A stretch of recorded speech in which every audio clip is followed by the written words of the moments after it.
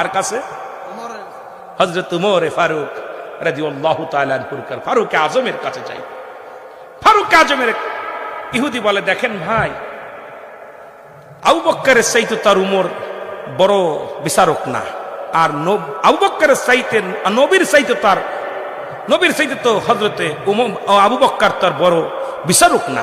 যেহেতু নবীজি রায় দিছে আমার পক্ষে, হযরত আবু বকর রায় দিছে আমার পক্ষে, কি দরকার আবার উমরের কাছে যাওয়ার? কয় না, আমি রায় মানি না, যেহেতু আমি ওই দাড়িওয়ালা টুপিওয়ালা। আমরা এখন যতই ওয়াজ করি, ওহাবিরা জীবনও মানতেছে না। ভালো করে শুনবেন, খেয়াল করে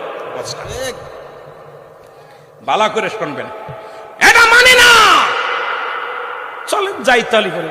ইহুদি বলছে চলেন যাই। ইহুদি চলে গেলেন, হযরত ওমর ফারুকের বাড়িতে চলে গেলেন, সালাম বিনিময় করলেন। মুসলমান